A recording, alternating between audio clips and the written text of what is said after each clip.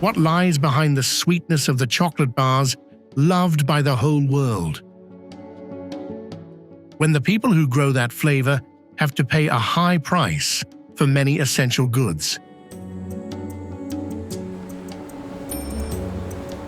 A place where the ocean is not just a source of life, but also an invisible wall, keeping an entire nation in isolation amidst the open sea. Delayed ships, villages leaning against cliffs, and people silently solving the puzzle of survival amidst harsh paradoxes. Do not look at the paradise beaches, because behind them is a different truth.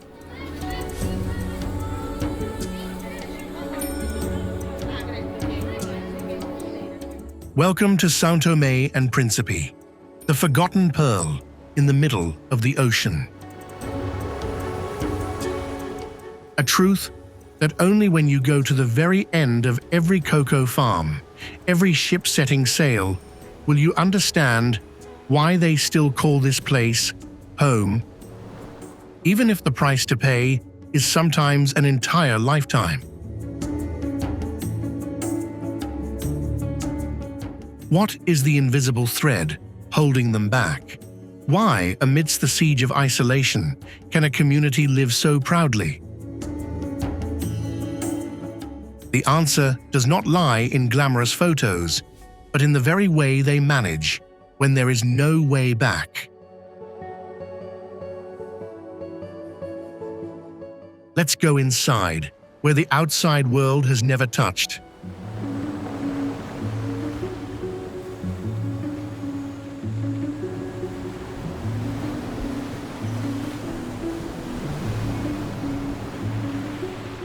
In the far south of São Tomé Island, a day can be decided before the sun even rises.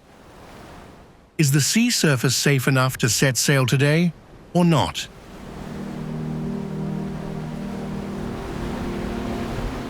Porto Alegre is located about 23.6 miles from São Tomé City in Cauê district, where fishing is one of the main economic activities. From early morning, small boats are pushed into the water. Nets, fishing lines, fuel cans, and food for the trip are neatly packed in the cabin. When the fish are brought ashore, another chain of work immediately begins. Fresh fish are sorted and transported to the market. The part that cannot be sold right away is cleaned, salted, dried, or smoked to extend its shelf life. The processing and selling of fish are mainly handled by women.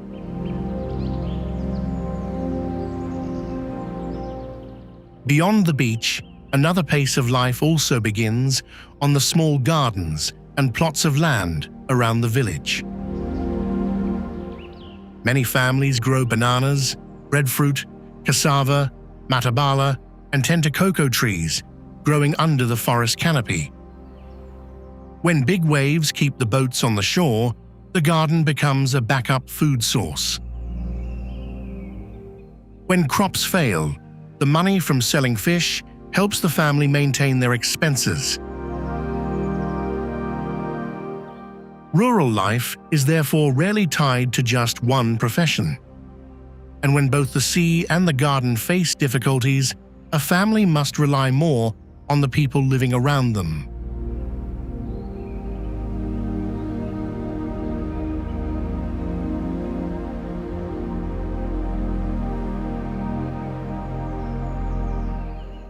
A boat may belong to one person, but the day it returns with empty hands often affects many more people than that.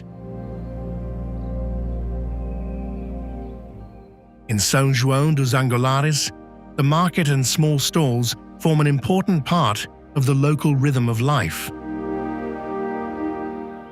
Fish, bananas, fruits, matabala, and products from neighboring areas are brought here for exchange every day. People do not only come to the market to buy and sell. This is also where news passes through, jobs are introduced, and community ties are maintained. In a small town, the absence of a person is easily noticed. When parents have to work, grandparents or relatives can share the childcare. When a person cannot go to see or open their stall, the remaining responsibilities are often divided among those present. That support does not bring in more money. It helps a family have more time to get through a difficult period. Distance also causes family structures to change. Some members leave the island or go elsewhere to work, leaving young children, the elderly, and many daily chores to those who stay behind. Remittances sent back can help with expenses. Yet the absence creates a void that money itself cannot fill. Therefore, the community here should not be described as a place that is always peaceful and free of conflict. Its value lies in the ability to share the burden when a household cannot handle everything on its own.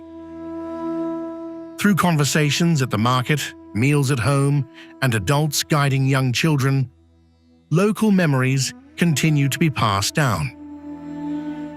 From those relationships, a theatrical tradition has lived through many generations without the need for an enclosed theatre.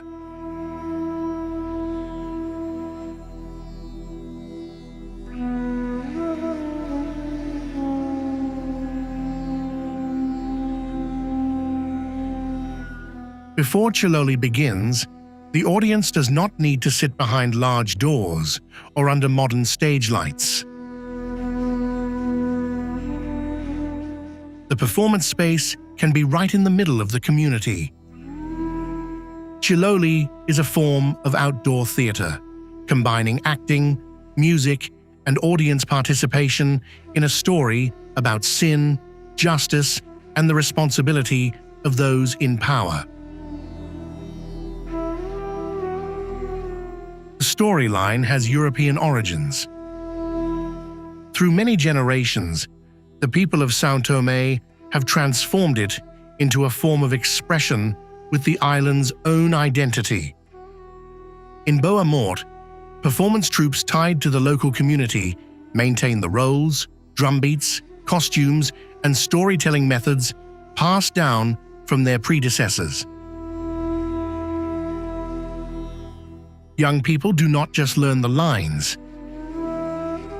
They learn when to step onto the stage, how to keep the rhythm, and the responsibility of continuing a role that once belonged to the elders in the community.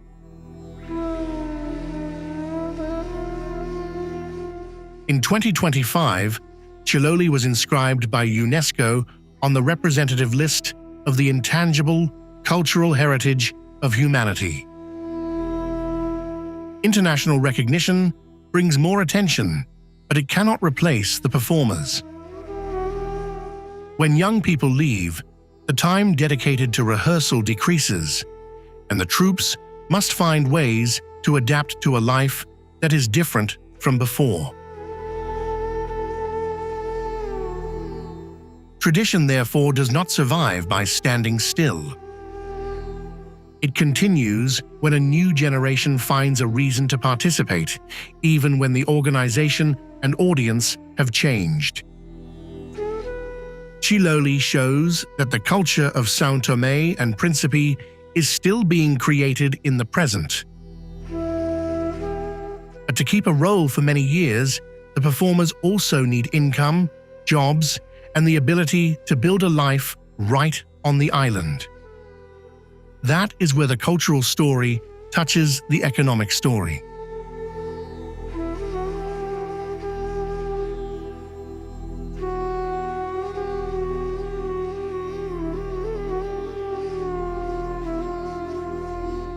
A cocoa pod leaving the branch is only the first step of a long journey. Its value is created through harvesting, pod breaking, fermenting, drying, sorting, and bringing it to the market. In São Tomé and Príncipe, cocoa is often grown under the canopy of many other tree species in an agroforestry system. Bananas, breadfruit, and matabala can appear together in the farming area, both providing shade for the cocoa trees and supplementing food and income for the family. In 2024, the nation's cocoa agroforestry system was recognized by the FAO as a globally important agricultural heritage system. This title emphasizes the cocoa quality, biodiversity, and farming knowledge that have formed over many generations. However, the history of the cocoa industry is not only written in flavor. At Monte Café, Diogo Vaz, and other plantations, the ruins are evidence showing that this place once had a massive scale, capable of serving the global market. In 2026, 6 rosas of São Tomé and Príncipe were inscribed on the UNESCO World Heritage List with a name emphasizing the colonial agricultural system and forced migration. The inscription does not erase the past of forced labor. It makes that past a mandatory part to be told, along with the architecture and the orchards. Today, cooperatives, organic production, and quality-focused models help some farmers participate more deeply in the cocoa chain. The income they receive depends on the yield, bean quality, and whether they only sell raw materials or participate further in the processing stages. Cocoa remains important, but it does not feed the entire nation. In Neves and many coastal communities, many other trading jobs continue to create employment. The small market means the number of stable career choices remains limited. While cocoa can leave the island as a high-value product, essential items for the growers themselves cannot be produced on their own and must be imported by sea. Distance begins to add to the cost before the item appears on the counter.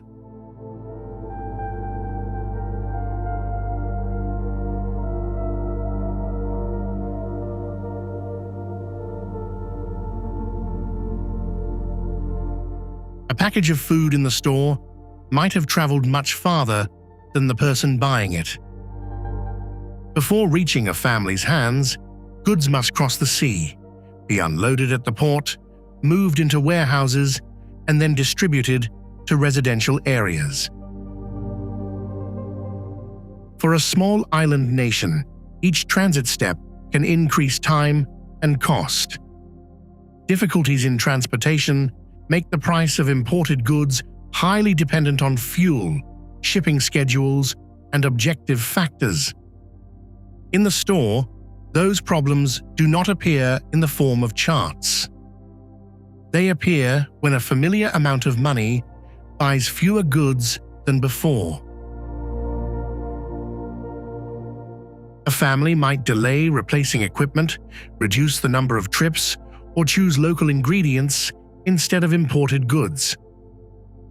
Fish, bananas, breadfruit, and tubers are therefore not just culinary characteristics.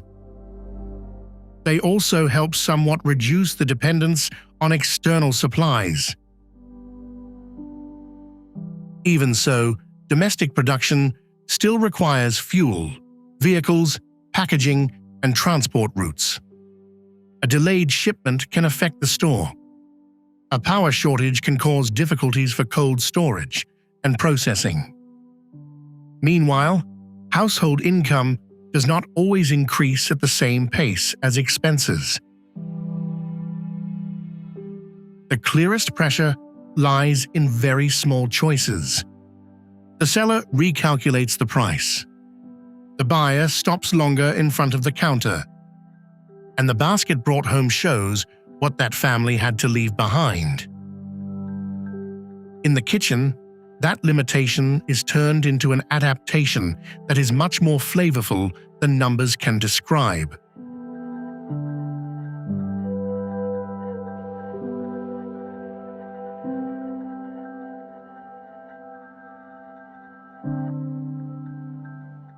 The pressure from the seaport can ultimately be seen in a meal.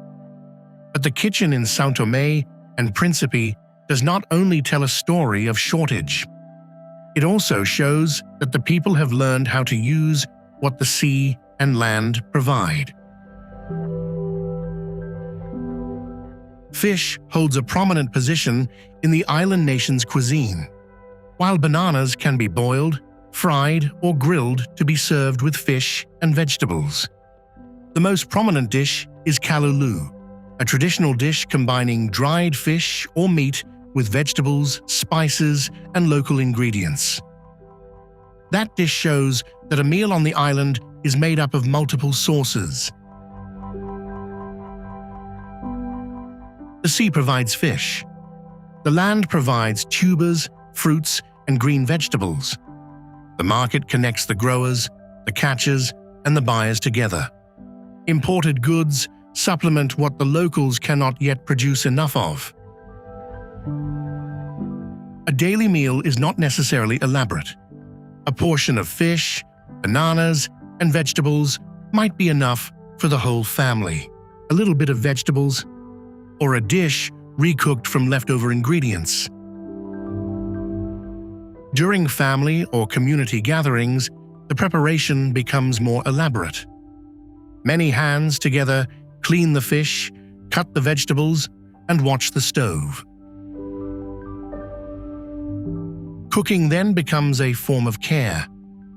The warmth in the meal is real, but it depends on the sea still having fish, the garden still yielding harvests, and the family still being able to afford the ingredients that must come from outside. To know how long that table can be maintained, one needs to look at the very forests, seas, and lands that are feeding it.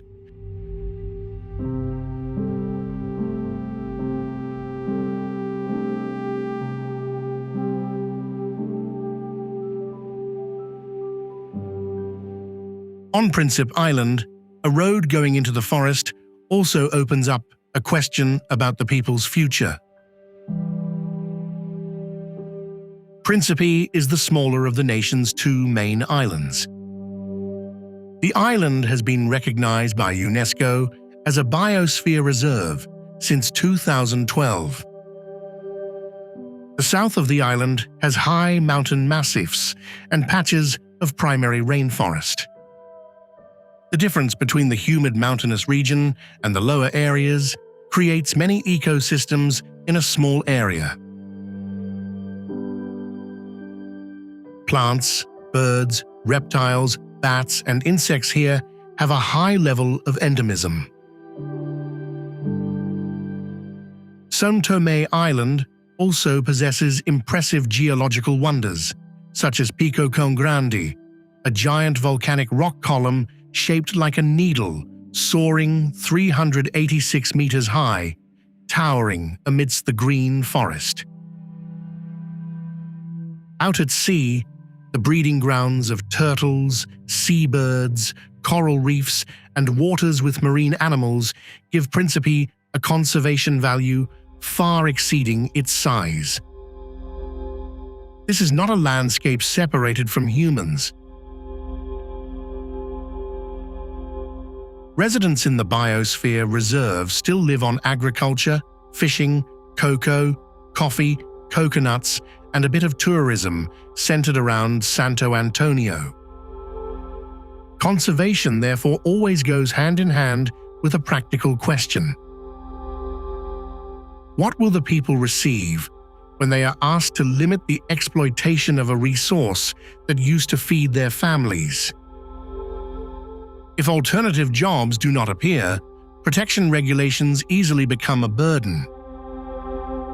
If exploitation exceeds the capacity for recovery, the very fish stocks, arable land, and tourism appeal will weaken.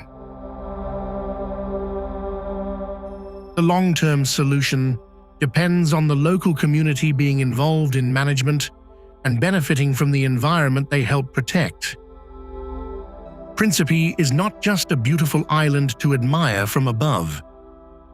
It is a place where nature and livelihoods have to find a point of balance every day. Distance once helped many ecosystems avoid a portion of outside pressure. For the people, that very distance makes accessing services, markets, and opportunities much harder.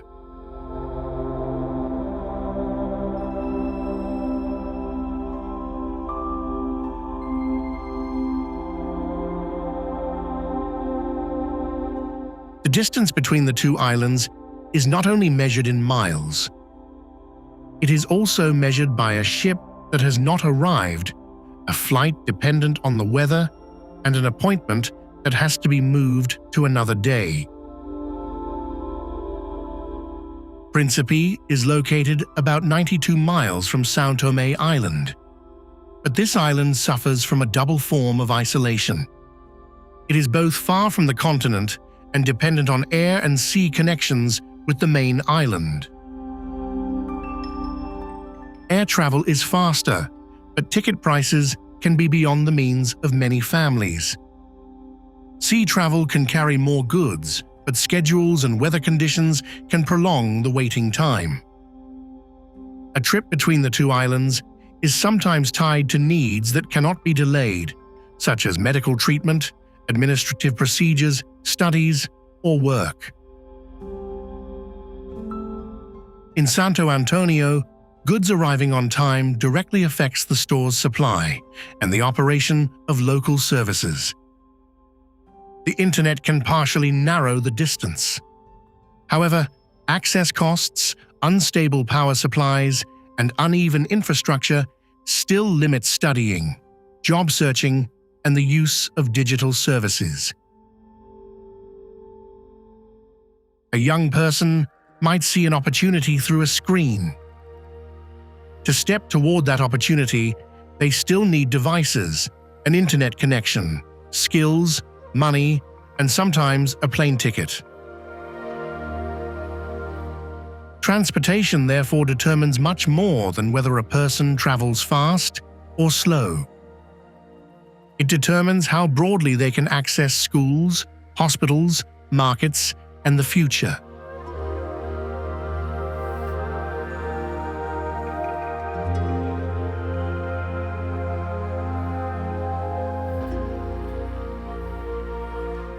In a classroom in São Tomé City, the distance to the world can be narrowed by just a screen. But seeing an opportunity does not mean being able to step toward it. São Tomé and Príncipe has a young population structure. Many young people grow up with different expectations than the previous generation. They want to pursue higher education, access technology, find a stable job, or build a business that does not depend entirely on fishing and traditional agriculture. Digital learning programs are being expanded to bring new materials and methods into schools. However, technology is only effective when teachers are trained, equipment is maintained, and the connection is stable enough. Outside of school, the small labor market causes career choices to be narrowed. Therefore, going abroad becomes an obvious choice for a segment of young people. They might leave to study, work, or find a better source of income for their families.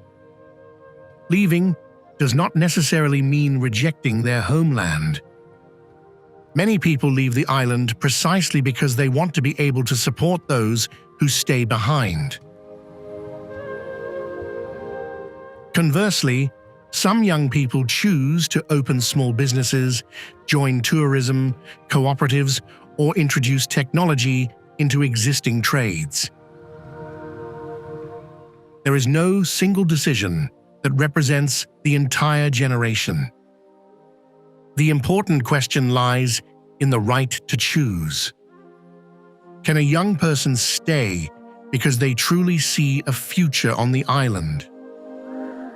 And can those who have left return with enough skills, capital, and opportunities to start over?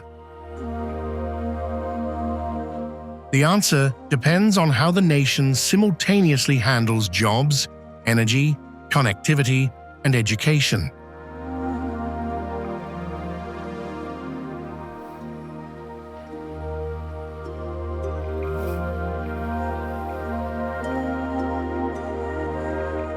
A crisis on the island rarely begins with a massive event. It can begin with a morning of rough seas. Boats stay on the shore, causing the family to lose their daily income. At the same time, a section of coastal road damaged after heavy rain makes cargo trucks travel slower. Fresh fish takes more time to reach the market. The prices of some imported goods rise because transportation is disrupted.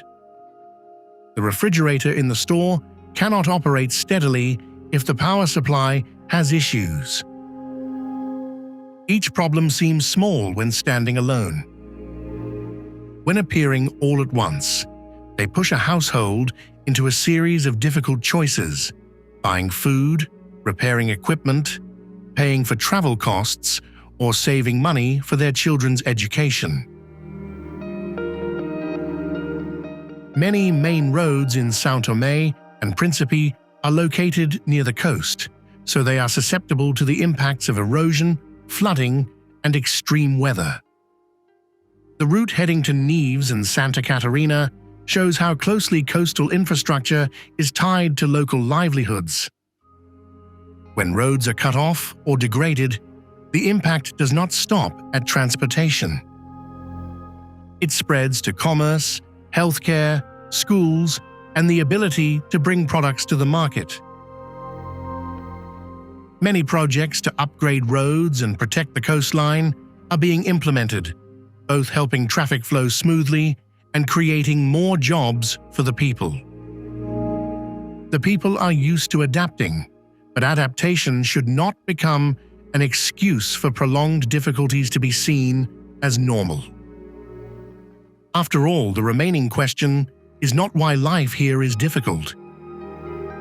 What needs to be answered is why the sense of belonging is still strong enough for many people to continue calling these islands home.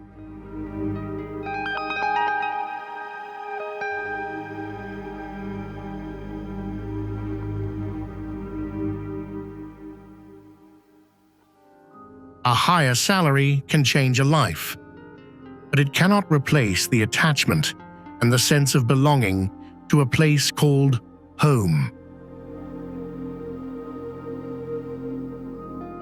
In Porto Alegre, the fishermen understand every stretch of the shore, fishing season, and weather sign through experience accumulated over many years. In São João dos Angolares, the sellers work among familiar faces in a market that both generates income and maintains daily relationships. A person knows who can help fix a boat, who can babysit for a few hours, who is needing extra helpers, and who will notice when they do not show up as usual. That network does not make imported goods cheaper or roads better. It creates a form of safety that people only clearly notice when they have to leave. For some, staying is a conscious choice because their family, work, and the land they understand well are all located here. For others, it is the responsibility of taking care of young children, parents, or family property. There are also people who stay because they do not yet have the means to leave. Love, duty, and circumstance are often not completely separate. Therefore, the decision to leave should not be understood as turning one's back on the homeland, just as staying is not always a romantic story. The people know the outside world can bring higher salaries, better services, and greater opportunities. They also understand there are things that cannot be easily bought back: the feeling of being known, the knowledge of the sea and land, along with their place in a community. That is the thread keeping São Tomé and Príncipe alive as a homeland, not just two islands in the middle of the ocean.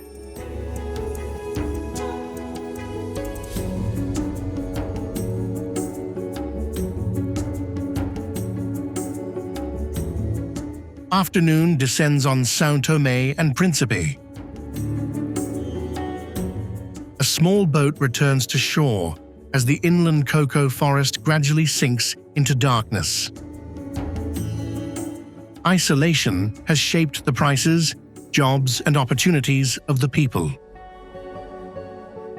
It also makes every route, every catch of fish, and every community relationship carry a greater weight.